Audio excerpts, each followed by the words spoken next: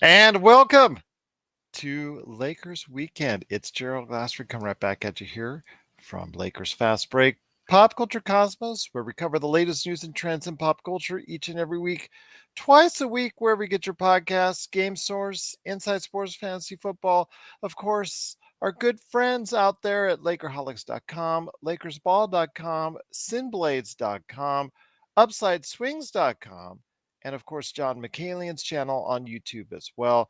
Please like and subscribe so you get the latest notifications on when we go live on the air. Absolutely. Zhu Pao, salute to you, my friend, and good morning. Good morning, Kenneth. What a night. Absolutely feels great waking up as a Lakers fan. Absolutely, indeed. But here today to talk about what's going on with everything, all Lakers, and obviously what to look forward to. Plus, enjoying a breakfast burrito as part of our bet that we made that we said if the Lakers beat the Golden State Warriors, we would go ahead and celebrate with a celebratory breakfast burrito. Good friend indeed. He is the guy behind Magic Man in the morning all week. Well, actually, well, all week long. That would be great if it was all week long, but it is going ahead on Fridays for the most part on the Lakers Fast Break channel on YouTube. It is my good friend, Mr. Magic Man, but he's here all week anyways with the snack packs and everything else that he does. Magic Man, good morning. How are you, my friend? And more importantly, how is the breakfast burrito that we're going to be eating very soon? It looks scrum-diddly-umptious, Gerald, to Okay. quote Ned Flanders. Okay. I had to reheat it though because I had to get up a little early myself Okay. for breakfast. Well, some of Um, us just have finished, just got back from driving to Roberto's right here. Roberto's is a famous taco store chain here at in Las Vegas, and we actually just they do make some of the best breakfast burritos out there. Absolutely, indeed, and I've got it right here in my hands. Can't wait to enjoy it. it feels good to be a Lakers fan this morning, Gerald. My goodness. Absolutely. To quote the great Kenneth Stone, it does feel great to wake up as a Lakers fan after a tremendous 122-101 victory over the Golden State Warriors, ending that series 4 games to 2, pretty much causing the Golden State Warriors to go have to readjust and rethink about exactly how they're going to reshape their roster. Their dynasty, as they now know it, is over. Going to have to make some big changes, but again, that's for another day to talk about what they're going to do. Today is all about the Lakers and obviously what's ahead. Good morning, PMC. I've got the breakfast burrito in hand. Look at Sean right there. He's already drinking. He's going to get into the burrito. But before you dig in, my friend, I wanted to ask you this. When it comes to last night, one last time on the Golden State Warriors, exactly just the defensive performance is just absolutely just fantastic. Clay Thompson, as Kenneth Stone is saying, just truly incredible as far as how bad he did in a clutch performance when he's used to performing at such a high level in Game 6. The Lakers, nullified Jordan Poole for most of the playoff round as well, including last night. And of course, Stephen Curry, if you get him to score 32 points on 28 shots, you're getting the job done.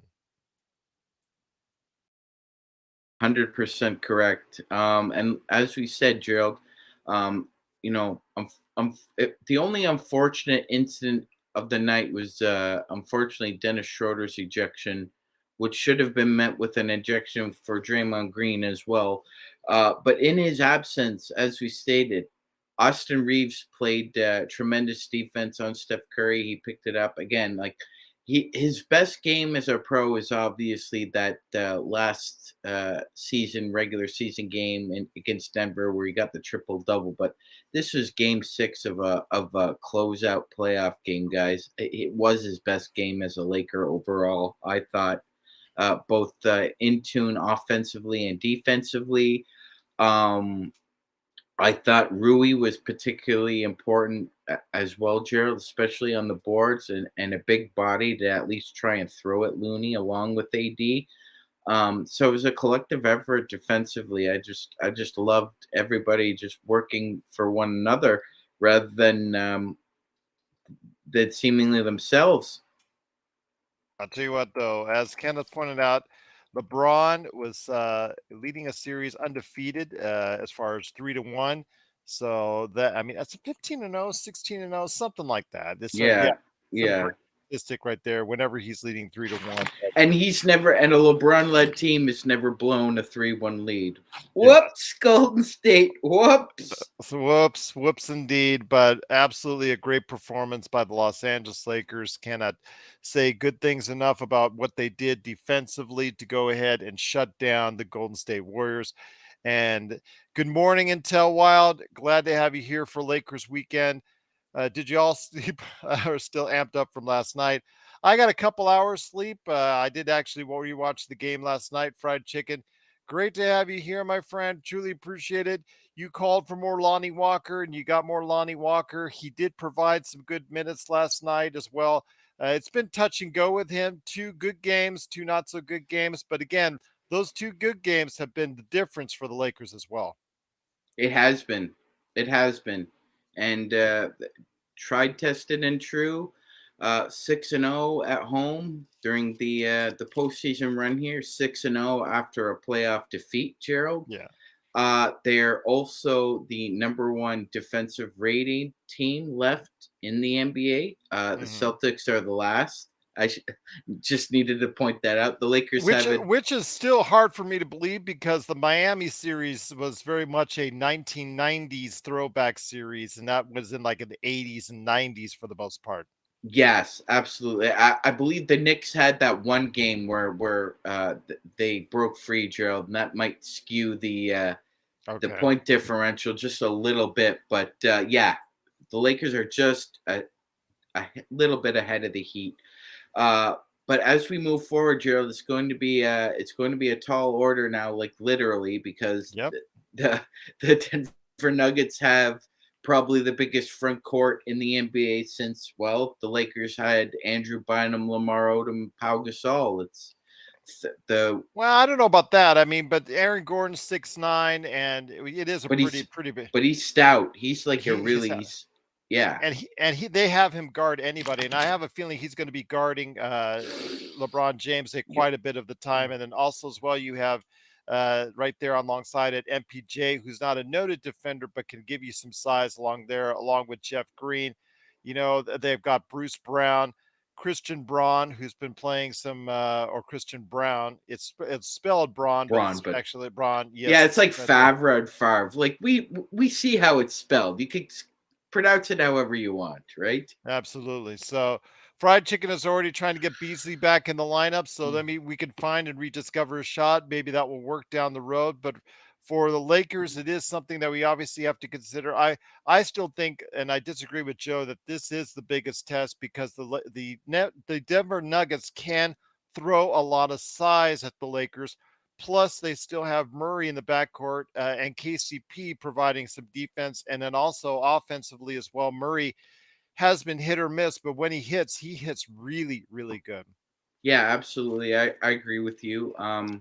The Nuggets are going to be the toughest task we've faced. The Warriors might have been the defending champs, but the Nuggets have advanced through 2 rounds. They're the 2 best teams left in the West. Sorry to Golden State, but it's just not true. So Gerald, we just need to hunker down defensively, like even more so. As a team, with guys like Draymond, Clay, Steph, there's a lot of high IQ basketball being played. The Nuggets play that way as well. However, it's really more Jokic who's the central nervous system of that team. Like everything flows from him. If he's going, it seems like everybody else is going, and it seems like if he's struggling, it's really hard for 3 or 4 other guys to really get going as well. Even Jamal Murray, as much as he's stepped up his game, and I think he's almost fully recovered from his knee injury. It's just I realized it's a little different than the bubble. You can't count on Murray to get you 50 anymore. He's gotten a 47-point game in the playoffs. He has, yeah. So this isn't molasses. This is a guy who can fill up the bucket pretty quick. And I think that, well, who would you put on Murray, Gerald? Like, would you keep Dennis in the start? Would you keep Dennis in the starting lineup and bring somebody else off the bench? Or I would would you, actually revert back to give Vando a and try there, first. yeah, Vando a try to start off on Murray. The yep. reason why is because I think that the Lakers can get away as you grab your breakfast burrito, and I've already got mine in hand. I've been eating it already. I want to go ahead and talk about that matchup. Murray's going to provide some problems and issues. Well, I think that they should start because to provide more size fried against the because the Denver Nuggets also have a lot of size that they can throw at the Lakers as well in that starting lineup. I also think that the Lakers, the less that they play um, AD against Jokic, the better off they'll be because Jokic, as we've seen, he plays on top of the key, and if he's out on the top of the key directing the offense, that means AD gets pulled out of the key. If there's any way you can go ahead and provide a Rui or provide a LeBron against him, I really think that's a better option than playing AD a lot of minutes against him. I can know you're going to play AD on him some of the time, but I really think that AD out of the key and away from the key was a key to the Warriors' victories and could be a key to the Nuggets' victories if they pull him out of the lane. Gerald. I mean, as fantastic as his performance was, where he had 53 and 10, they still lost that game. So, Absolutely. so if you emphasize a game plan around primarily limiting him to be a scorer rather than a facilitator, as you astutely pointed out, it works in your favor because Denver does not have a winning record when he scores, 35 points or more, and nobody else is scoring 30 as well. He needs a scorer to help facilitate and branch off what he does best. If he doesn't have that secondary scoring, like you said, Joe, very limited, and the game plan gets shrinks as far as Michael Malone's concerned. I know Fried Chicken is asking a lot of things that a lot of people were asking too last night on our post game, and that was, do we see Mo Bamba in this series? And with Mo Bamba, I think actually, you know what? If there's any series that you might see him for a few minutes to give it a try, I think this is going to be it. I don't think that you're going to be very successful with it because the fact is that he's slow. He doesn't have good defensive instincts. And for a 7'1" guy with a 7'10" reach, that's not very good, as we've seen so far. Maybe he can surprise us, but I know the fact that you can't throw Gabriel out there because Gabriel, basically Jokic would eat his lunch. Maybe you could throw Gabriel out there when he's on the bench, against Jeff Green, that you could survive with, and there you're okay, or against Aaron Gordon if he plays the five. But with the Jokic, the only other body, if AD gets into foul trouble, that you might be able to throw off, if you're not going to throw up Rui or LeBron against him, maybe you could throw Bamba for a couple minutes. Yeah, maybe. You're right. And I think we talked about it earlier this morning. This would probably be one of the only series where Wait a second here. How do you know he has the better looking burrito? He hasn't even shown it on camera. This is an awesome burrito. I will defer. Roberto, Gerald mentioned Roberto's. I looked them up. Yeah, he's got the better burrito, no question. It Fried might be chicken says bigger. like, yeah, It might be fried big. chicken. Mine might be bigger, but his is better. Mm-hmm. Very Anyway, tasty, yeah. Go ahead. yeah. Anyway, no, I Bomba might get a little blow here and there, Gerald. I think, like you said, Mm-hmm. if Jeff Green is on the floor, still be hesitant to do that though. I just don't think either one of those three guys, Bomba, Thompson, or Wenyan Gabriel, would be a plus out there. I think as we've gotten deeper and deeper into the playoffs, we see that the adjustments change significantly, and even a small one has a ripple effect. Um, but I like Gerald. I would not give Michael Malone a huge edge in this series on coaching because Coach Ham has adjusted really well. through 12 games. He Mhm. hasn't lost a playoff game yet. That he's lost. Excuse me. He hasn't lost two playoff games in a row yet as a rookie head Yeah. coach. That's pretty impressive. That he's Yeah. been able to adjust game to game. So Michael Malone has a lot to think over right now, Gerald, because again, I don't think Steve Kerr and the Warriors staff really saw Lonnie Walker coming in and doing his Chariots of Fire impression.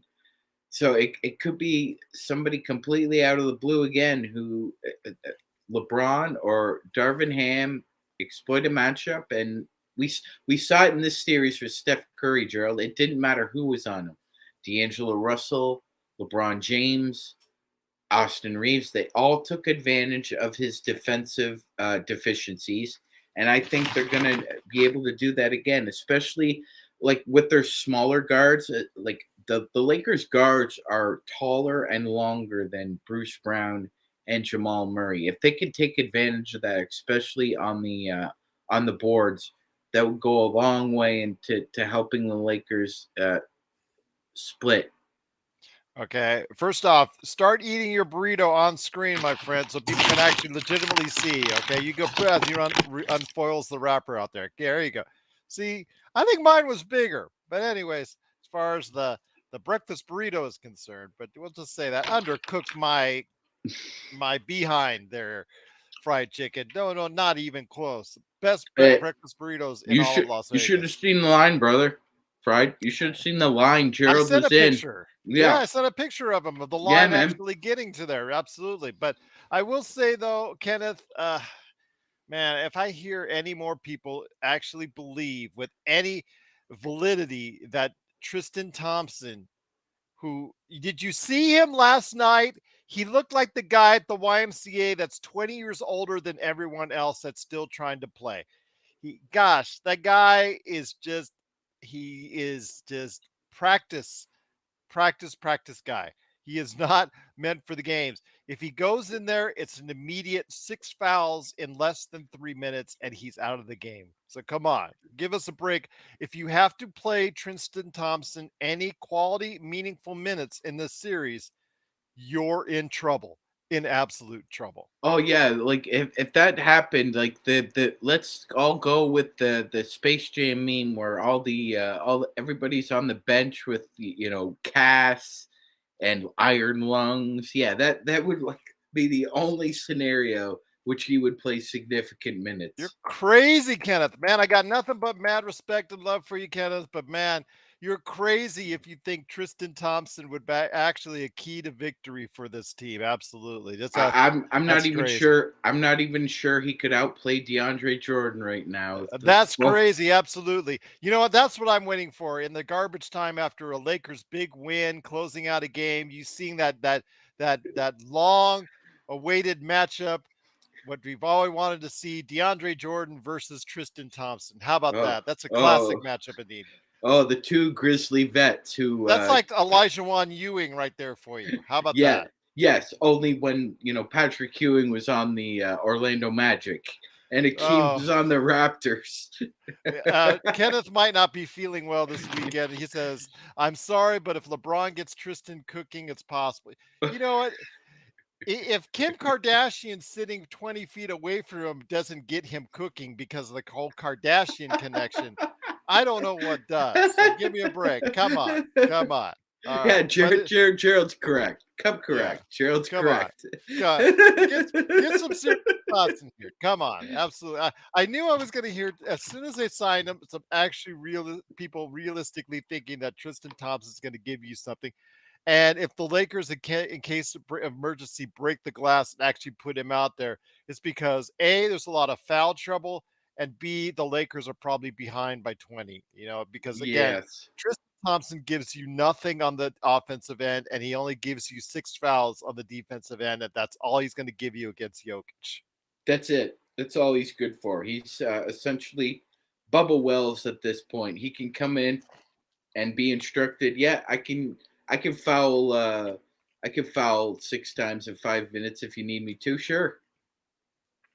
He's the guy at the YMCA, again, 20 years older, that goes, I got this guy, I got this guy, I got this guy, no problem. And the play starts, and all of a sudden he says, help, help, help. So there you go. Gerald, there was a pretty cool photo floating around this morning. I'm not sure if you got to see it, but it was a picture of Lou Adler and Jack Nicholson sitting courtside in 1985, and then they took the picture of them sitting courtside yesterday, which was pretty cool. Back at the LA Forum, indeed, Yeah, absolutely. So, yeah. I think Diane Jack. Cannon, Yeah, yeah, Diane yes, Cannon's still sitting there in her spot. So yeah, yeah. just like old Well, times. those are her original seats, though, right? I mean, they transferred over from the Forum to the Staples and now Crip, but I believe those are her seats. Like Yeah, she wanted to sit right under the basket. that's where she usually sits when she was at the Forum as well. Yep.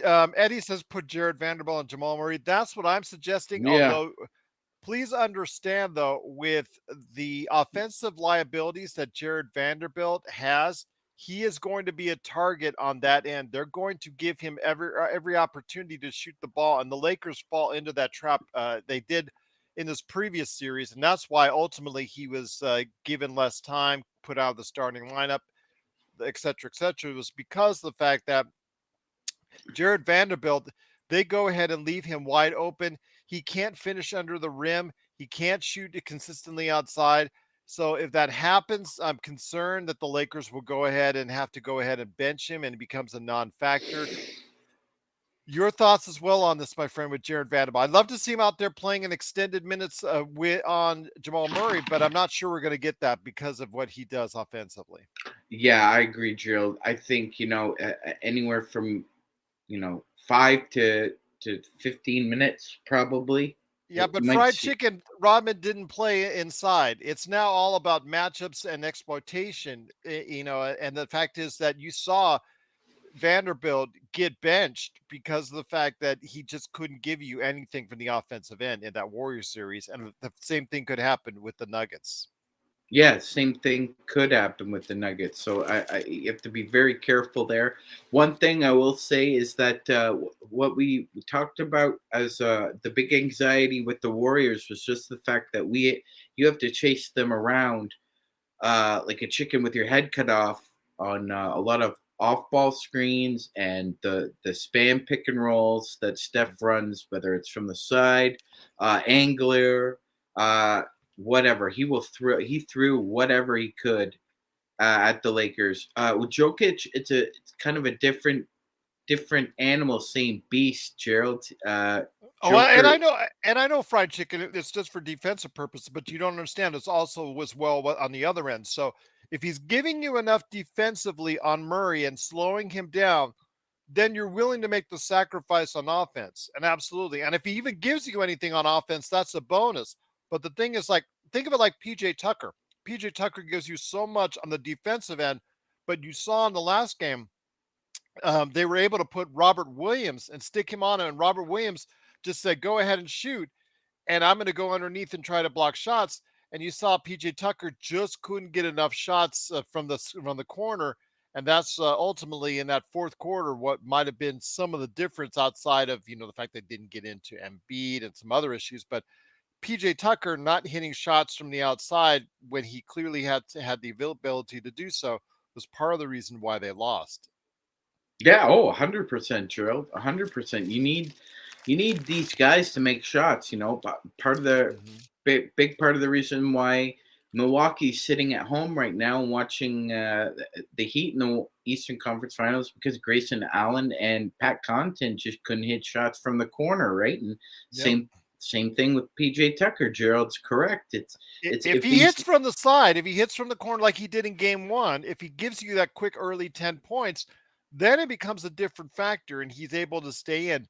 But if they starts getting the ball and misses shots right away, that's when it becomes problematic for the Lakers. 100%, and then you start playing 4-on-5, and we saw what a team can do, like any team in the playoffs against a team that plays 4-on-5. You saw a couple of years ago, we saw what the Atlanta Hawks were able to do to the Philadelphia 76ers. They just eliminated Ben Simmons. They didn't respect him at all on the perimeter. And Denver might show those same kind of chops with the Lakers. They may not at all respect Jared Vanderbilt, even though he can hit a corner three every once in a while. But I mean, a dog gets a bone every once in a while too, Jill. That's not as if it's a sign that somehow. Speaking of dogs, Yes. But anyway, yeah, I think you're right, Gerald. I think Vando at the start, and then you see how effective or mhm. ineffective it would be, and then you make your move from there. But I agree with you.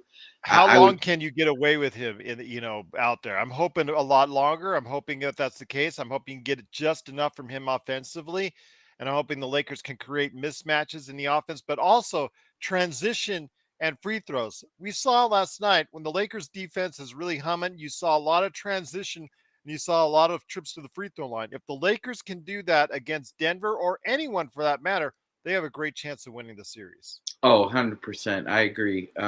Getting to the line is essential, and I realized what Stone was saying yesterday about how it's the Lakers shouldn't think that, and fans shouldn't think that just because they were able to get to the line frequently against Memphis and Golden State, that uh, it should be a different case with Denver. I think he's right in a sense.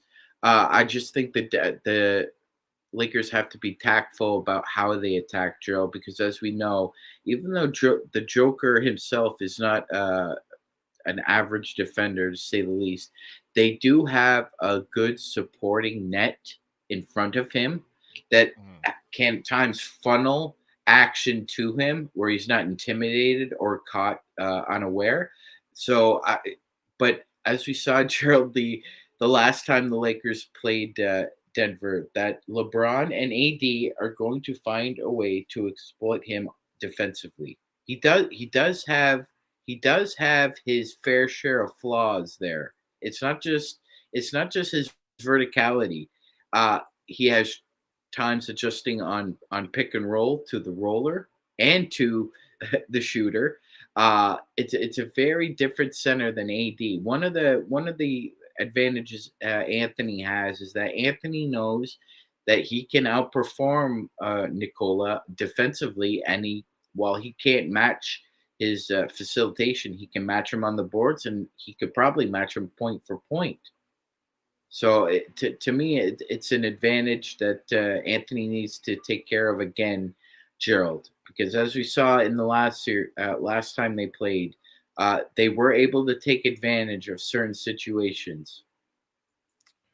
Well, Fried Chicken says he's putting Joker and MPJ in the pick and roll every time. I think that's actually very sound, very Hmm. interesting, and I would like to see that happen a lot as well. If you could put them in a lot of pick and roll action and create a lot of mismatches and get AD or LeBron going downhill, even in the half court, that obviously creates a lot of havoc for the Hmm. defense, and I think that would be a good plan. I think you could see a lot more lobs, a lot more back cuts than you saw against Golden State, who is really trying to prevent that from happening for the most part, outside of what happened maybe yesterday. But yeah, I think the Lakers, on the offensive end, if they just take smart shots, go to the line, get to the line a lot, get inside the key. Instead, don't fall over the three. I think the Lakers can go ahead and really compete well against the Denver Nuggets. I do too. I do too. I'm not going to be over analytical about game one, whether or not they win or lose. Going into that climate, it's going to be difficult. It always is. The It's thin hard. air. Yeah, it's hard to catch your breath for about the first 10, 15 minutes. So, Gerald, we expect them to do what they do, just run for, Absolutely. yeah, and try and just speed the game along. Um, I again, I think there are a lot of favorable matchups for us, but I would also defer that there are a lot of favorable matchups that Denver can exploit defensively if they wanted to as well. This is a team that's very effective as far as in the half court. This is a very different team than Memphis. Memphis struggled in the half court. Golden State was iffy in the half court. They really didn't have a solid big man game to game that could elicit some attention down there. Denver's very different. They're very sound in the half court. They get into their sets very quickly. They've been playing together for a while as well. KCP and Brown and the other Brown are really the new guys to that. Jeff Green's obviously still a holdover, so he understands what Michael Malone wants him to do. They're a very good team, and they understand their role players understand their roles as well as ours do. That's another factor I think that needs to come into play, Gerald. We're going to need the others to step up at least in a game or two Mhm. and outplay their others because they really go to an 8-man rotation. It's really their 5 starters, and then it's the Brown twins, Christian and Bruce and Jeff Green. And so it's going to be interesting to see who Darvin Ham goes to because I agree with Fried. I think this series might be the one where Malik Beasley actually gets some blows and to see if he can provide some offensive punch. Well, we'll see what happens. Indeed, it's going to be a great series. It starts Tuesday at 5:30 p.m. West Coast time, 8:30 p.m. East Coast time. Does take place starting first game in Denver. We're looking forward to it. I know that Steph Curry says, "Can I join LA?" Good morning, Steph. Maybe I thought you were on your way to Cancun. I thought that was the case. But I will say though that it's great to have Steph Curry here, fried chicken, obviously PMC as well. Great to have everyone here. Eddie Blanks, great to have a great crew this morning.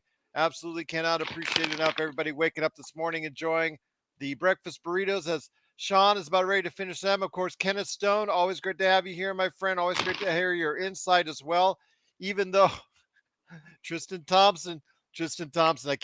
I can't escape Tristan Thompson, and I don't think I'll ever will as far as for the rest of this playoff series. But opting in sounds like likely for Draymond, but we don't know for sure. He's got a $28 million thing as far as a contract to go ahead and he can decide upon a player option. We'll see if he does that.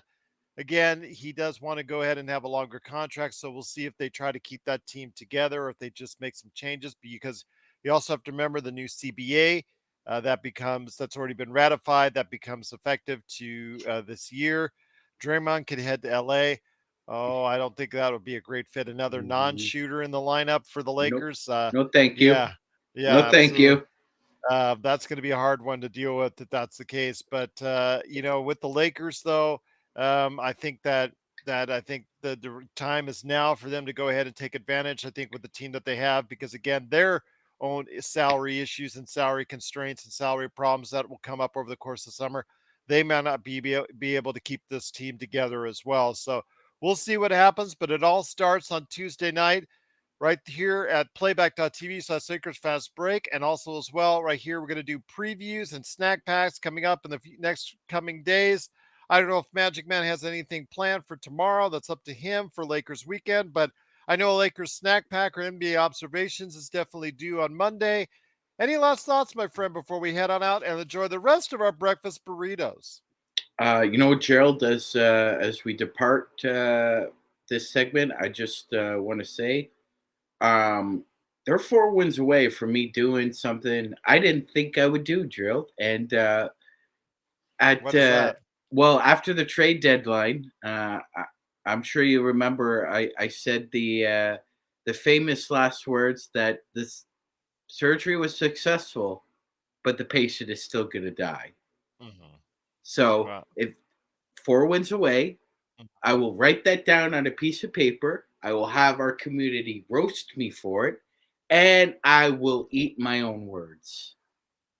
I'll tell you what, fried chicken says suggests grits with the burrito. I like to have the I put grits. bacon in mine. Yeah, bacon here. Grits I like to have on the side as far as a full dish. I just enjoy. They actually got a couple spots here, although at back east, there the grits are probably so much better. I have had I think on one occasion to back east. So, but mainly here in Las Vegas, I had a couple chances to go ahead and try some. So absolutely, definitely all that worth it too. But crispy bacon is the best, I think, for breakfast burritos personally. But you guys go ahead and let us know your thoughts on better breakfast burritos out there. If you've got any suggestions for us out here at the Lakers Fast Break, you can always go ahead and let us know in the comments below. And then also as well, Lakers Fast Break social media and Lakers Fast Break at yahoo.com. But again, Magic Man, if he's got something planned for this weekend, that's up to him. Yep. Also, as well, I will plan to come back and do something on Monday, and then on Tuesday we preview Game 2. Looking forward to a great series against Denver, my friend. Any last thoughts before we head on out? Go Lakers, go! We're 8 wins away. Absolutely, indeed.